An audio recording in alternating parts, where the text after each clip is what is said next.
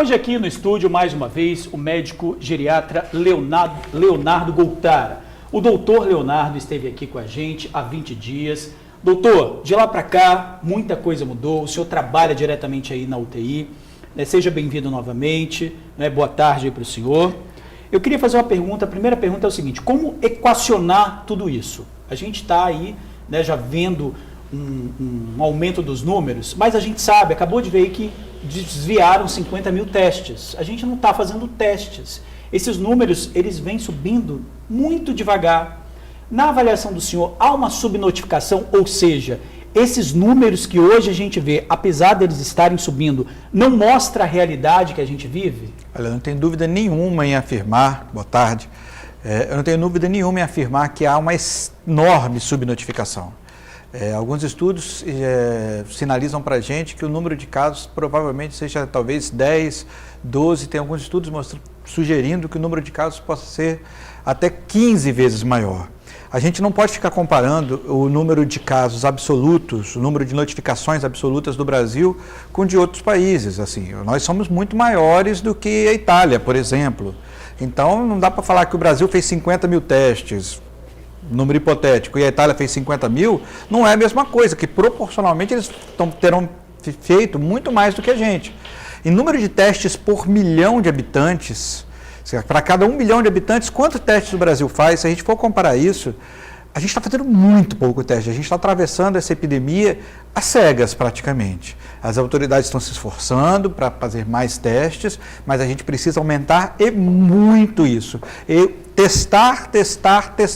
Esse é o único caminho para a gente sair deste isolamento social, que nem quarentena é. Pois é, na falta desse teste, o que está acontecendo na prática nos hospitais? O que o senhor está vendo que está acontecendo e que demonstra que essa pandemia está meio que fora de controle, está saindo do controle? Está acontecendo duas coisas. Primeiro, o número de casos está aumentando. A gente tem uma epidemia factual de coronavírus, está aumentando o número de casos, vários colegas médicos já infectados, colegas de enfermagem, profissionais de saúde e população em geral. E a outra coisa que está aumentando, em face dessa ausência de número de testes, é uma epidemia de medo, de pânico. As pessoas agora, qualquer micro sintoma, aquela rinite alérgica que você já tem há 3 anos, 5 anos, 10 anos que te acompanha, as pessoas agora estão com medo de ser coronavírus, e com razão, porque a ausência do teste gera a incerteza, e a incerteza gera o medo. Pois é, mas tem, inclusive, o senhor está respondendo aí, tem uma pergunta de uma amiga, eu dei uma olhada aqui nas perguntas que foram feitas, é exatamente isso. Pergunta assim: as outras doenças, elas foram esquecidas? Por exemplo, uma pessoa que morre com um infarto, por exemplo, de infarto, mas aí lá no hospital também tem a Covid. Coloca no atestado de óbito dela Covid ou infarto. Isso é uma dúvida de telespectador. A orientação formal sobre atestado de óbito, as outras doenças não deixaram de existir. E, inclusive, esse também é um problema de saúde. A gente tem que tomar conta de toda a epidemia de Covid e continuar cuidando dos infartos, dos AVCs, dos derrames, das pneumonias, de tudo que sempre existiu. Quanto ao preenchimento do atestado de óbito, existe uma orientação, já não agora da crise, desde sempre, que a gente tem um campo próprio no atestado de óbito para preencher, onde a gente determina a causa daquele óbito, e um campo onde a gente preenche, nós médicos preenchemos, onde a gente coloca coisas, doenças, enfermidades que não foram a causa do óbito, mas que contribuíram para o mesmo acontecer. Então, no seu exemplo, que você falou, há um infarto que também está com Covid. Tem que ver a situação específica, o que levou ao óbito. Se o óbito foi do infarto e o Covid atrapalhou, o Covid foi só um fator a mais, a causa do óbito será registrada como como infarto, e o Covid vai para a região do atestado de óbito, para o campo onde a gente coloca os fatores que acrescentam. E o inverso também é verdadeiro. Se a causa do óbito for o Covid vai para como causa do óbito e fica na região de fatores que contribuíram uma doença coronariana, por exemplo. O senhor acompanhou aí a reportagem, a questão do isolamento social que diminuiu, tem diminuído ao longo desses dias aí. O pior cenário, na sua opinião, ainda está por vir, diante do que a gente está vendo aí nas reportagens e vendo nas ruas, comprovando nas ruas? Olha, minha opinião, sim, mas é extremamente difícil fazer uma opinião firme sobre isso, e tanto de minha parte quanto de parte das autoridades sanitárias, de outros médicos do governo, porque não tem teste. Então é muito difícil a gente falar, a curva está subindo, a curva está caindo, se a gente está testando muito pouca gente. Muito pouca gente. E a gente só está testando os pacientes mais graves. A gente só está testando os pacientes mais graves. Se eu testar a população em geral, aí a gente vai ter uma impressão melhor. Eu acho que ainda estamos subindo a curva, ainda está piorando, ainda está aumentando o número de casos. Mas é muito difícil afirmar sem testes em massa. Essa é a única saída que a gente tem para esse isolamento que está incomodando todo mundo, que eu repito, não é quarentena. Quarentena é quando a gente realmente está proibido de sair de casa, a gente vai ser multado. Não é isso que está acontecendo no Brasil. O que está acontecendo no Brasil, aqui na cidade, no Espírito Santo, é uma recomendação de isolamento social. Só com teste a gente vai poder sair disso aí. Tá certo. O doutor Leonardo vai acompanhar aqui ao longo da edição nosso jornal. Daqui a pouquinho a gente volta para tirar novas dúvidas. Okay. Tá bom, doutor Leonardo? Pois é, gente, realmente um dado muito preocupante. Praticamente metade das vítimas de coronavírus no estado tinha menos de 60 anos e estava acima do peso. E nessa época de isolamento social, a gente realmente costuma abusar da comida, praticar menos exercícios. Precisamos ou não ter mais atenção, doutor Leonardo? Sem dúvida, né? A obesidade é um fator de risco e talvez seja, a gente fala da epidemia de coronavírus, mas a gente tem uma epidemia de obesidade. Né? Talvez seja a doença, ou se não a mais prevalente, uma das mais prevalentes que a gente tem na população hoje. Agora, doutor, por que as pessoas que estão acima do peso, elas têm mais perigo com o coronavírus? O que acontece no corpo? Primeiro, a obesidade ela atrapalha a reserva funcional, o coração, as artérias, a pressão arterial. Além disso, o tecido gorduroso, o tecido adiposo que a gente acumula, ele gera uma inflamação. O obeso ele é um paciente que tem um certo grau de inflamação crônica no organismo. E quando vem essa sepse causada pelo coronavírus, porque é uma síndrome séptica, uma né? Inflamação. Gera uma inflamação muito grande em cima de um paciente que já tem um organismo relativamente inflamado. E isso complica. Isso dá complicações renais, pulmonares, respiratórias, cardiovasculares. Mas ao mesmo tempo as pessoas falam que agora não é hora de fazer dieta. Como fica esse equilíbrio? Olha, não é hora de fazer dieta, diferente de não é hora de botar o pé na jaca.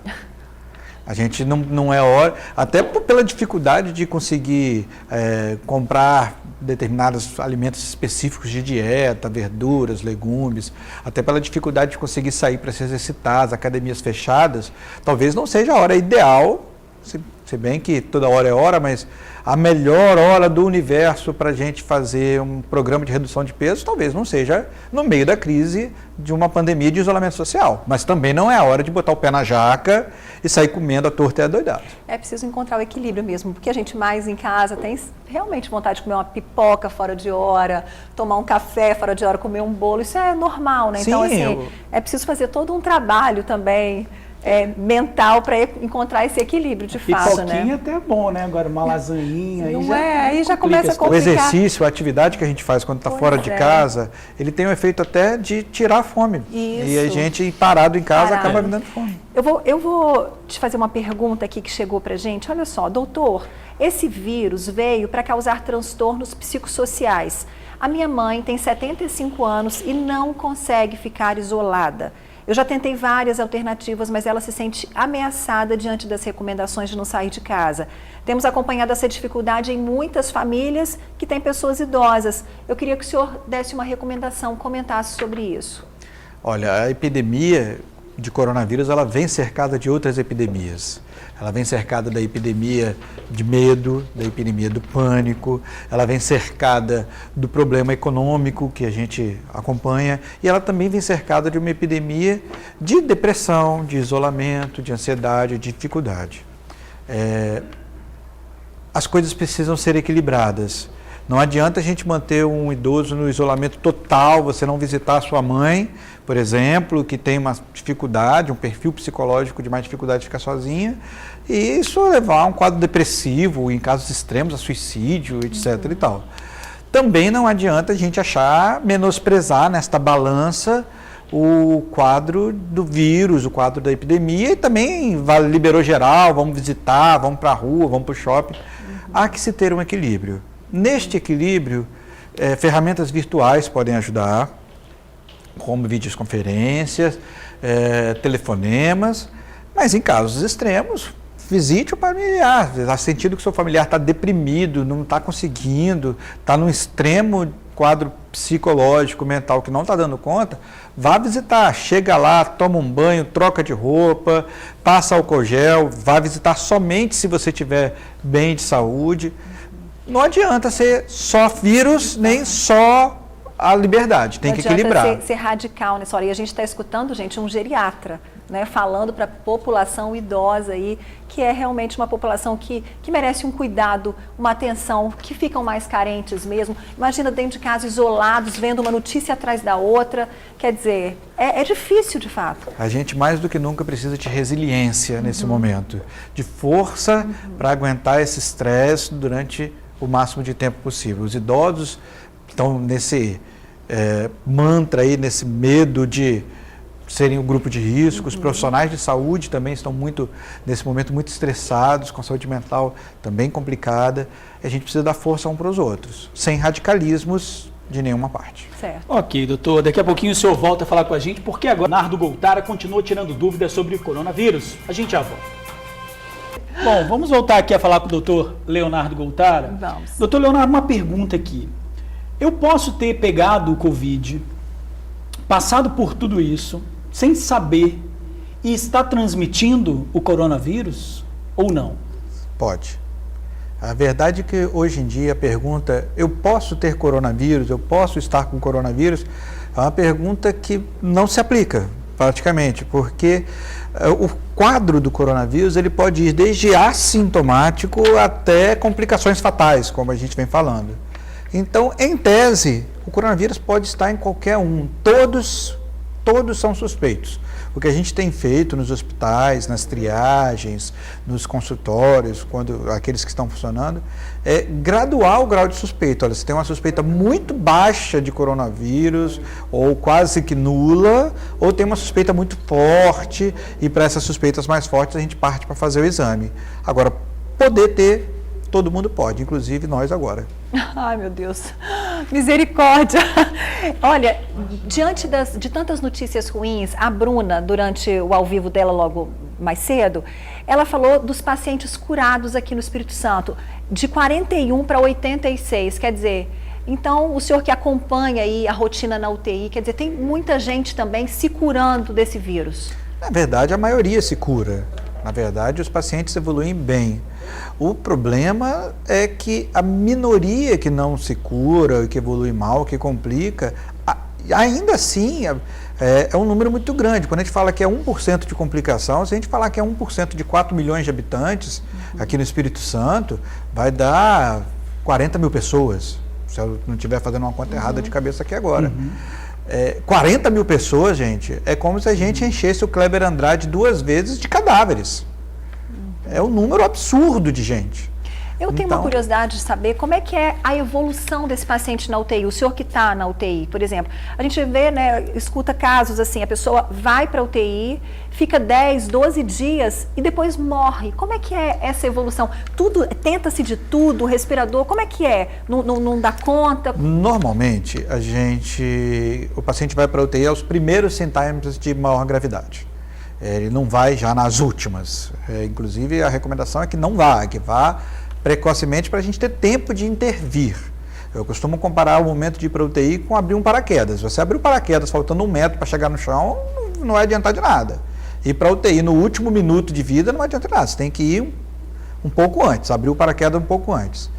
Nessa fase, o paciente costuma receber medidas de fisioterapia, de posicionamento no leito, ele vai receber oxigênio quando a oxigenação dele estiver baixa, e também vai receber medicamentos que não são exatamente para o coronavírus, porque não tem nenhum medicamento comprovado para o coronavírus, mas ele vai receber medicamentos que ajudem ele a lidar com outras enfermidades que costumam vir junto com o coronavírus. Há risco de ser influenza, a gripe comum, há risco de ser uma pneumonia comum.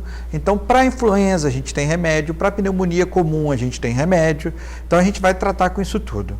Se ainda assim isso tudo não funcionar, a gente tem a opção de colocar esse paciente para usar um ventilador artificial, que ele ajuda a ventilar os pulmões, a entregar o oxigênio lá dentro. Porque o coronavírus ele mata por quê, doutor? Ele mata por quê? É multifatorial. A gente sabe que essa é uma doença com apresentação heterogênea. Alguns pacientes de coronavírus, de coronavirose, de Covid, morrem por dificuldade de oxigenar, outros vão morrer por dificuldade de liberar o gás carbônico, outros vão morrer ainda por problemas cardiovasculares, porque isso gera, como eu falei anteriormente, isso gera uma inflamação que pode gerar um quadro de choque, que é quando a pressão do paciente abaixa muito. A paciente pode ficar com a pressão muito baixa. O pulmão, o coração, pulmão, o vírus coração. ataca isso? Antigamente as pessoas usavam o termo sepsemia. Hoje a gente não fala mais de sepsemia, a gente fala em sepse. Tinha uma impressão, as pessoas, um dito popular, um conhecimento popular, que sepse era uma infecção generalizada. Na verdade, sepse, em termos mais ou menos leigos, a gente pode dizer que é uma manifestação generalizada de uma doença infecciosa. Então, e o coronavírus dá uma sepse, uma sepse pelo vírus. Então, é uma manifestação em todos os órgãos, coração, pulmão, rim, cérebro, todos os órgãos, intestino, todos os órgãos são afetados por essa sepse do vírus. Dependendo do paciente, isso pode levar a óbito pelo órgão que estiver mais afetado, pelo pulmão, pelo coração, pela parte renal. O mais comum são problemas realmente pulmonares e cardíacos. E esse paciente que está na UTI e é curado na UTI, como é que ele tem que ir para um outro quarto ou ele já pode ir imediatamente para casa? Normalmente, da mesma forma que a gente não fica 100% grave de uma hora para outra, né? Você vai piorando com a passar das horas, dos dias. A melhora também não é um belo dia, deu o 14º dia da doença, agora estou curado. Estava péssimo e agora estou ótimo, posso ir para casa. Existe o caminho de volta, onde o paciente vem melhorando aos poucos. O mais natural, e isso inclusive é uma preocupação que a gente tem, é que o paciente passe da fase, quando ele se recupera, da fase ruim para uma fase de sintomas moderados, médios, onde ele possa ficar num quarto comum de hospital, numa enfermaria. E essa é uma preocupação da quantidade de leitos de enfermaria que a gente tem. Eu ia perguntar exatamente isso, se o senhor aí que acompanha o dia a dia nas UTIs, se o Estado está preparado para ter esse quarto de retaguarda. Olha, eu desconheço os números oficiais do Estado, mas, assim, pelo menos no discurso, né, que a gente tem ouvido das autoridades, o que eu tenho chegado até a mim na imprensa, eu tenho visto muito quarto de UTI sendo preparado e eu não tenho ouvido muito ser falado sobre essa enfermaria, esse quarto que o paciente passa na fase de melhora antes de ir para a UTI ou depois que ele volta da UTI. Então, assim, eu desconheço a informação oficial, mas é um esquema de pirâmide. Então, assim, para cada um leito de UTI, você vai precisar ter 4, 5 leitos de enfermaria como retaguarda nessa fase de deshospitalização do paciente. Tá certo. Daqui a pouquinho a gente volta a conversar com o senhor. E o doutor Leonardo Goltara faz as considerações finais sobre a pandemia do coronavírus. Aguarde para ver.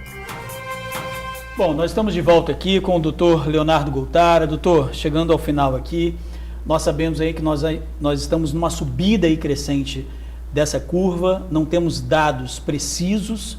O que é preciso fazer agora, né, nesse momento de que nós estamos aí num voo às cegas, sem esses dados precisos? Olha, enquanto faltam os dados, eu acho que é hora de redobrar os cuidados, cuidarmos uns dos outros. É hora da gente manter um isolamento social, sem o radicalismo, mas manter o isolamento social. Também não podemos ser radicais ao contrário. Está cansado, vamos voltar à vida normal. Não vamos. Vamos redobrar os hábitos de higiene que a gente sabe que são importantes, que a gente já deveria praticar desde sempre, lavar as mãos, usar álcool gel, usar a máscara quando tiver numa aglomeração, e vamos cuidar uns dos outros, tanto do físico quanto do psicológico. Vamos ligar para o seu avô, vamos ligar para a sua avó, vamos ligar para o seu colega profissional de saúde, vamos ligar para os seus amigos, vamos nos conectar sem necessariamente a presença física. Eu acho que essa é a hora E cuidado com as fake news, tem muita coisa perdida, eu acho que essa é uma mensagem importante para esse momento também. Chequem as informações antes de sair repassando, a gente não precisa aumentar a epidemia de medo e de pânico que a gente está vivendo. Vamos enfrentar só do corona, que já está bom. É verdade. E como tá bom. Já Não tá é? bom. E como? Doutor Leonardo, nós agradecemos mais uma vez a sua presença aqui com a gente. É um Doutor prazer. Leonardo está aí na linha de frente também, na UTI, afastado, me disse aqui nos bastidores, afastado da filhinha dele de 7 anos. É doído. É doído. É difícil, mas é necessário, né? É doído. Um beijo para minha filha. Beijo, Como é que é o Marina. nome dela? Marina. Marina, está assistindo o papai? Um beijo grande para você, viu? Beijo, Fica querida. com Deus. E vai passar logo isso, né, doutor Leonardo? Se Deus quiser. Obrigada, viu?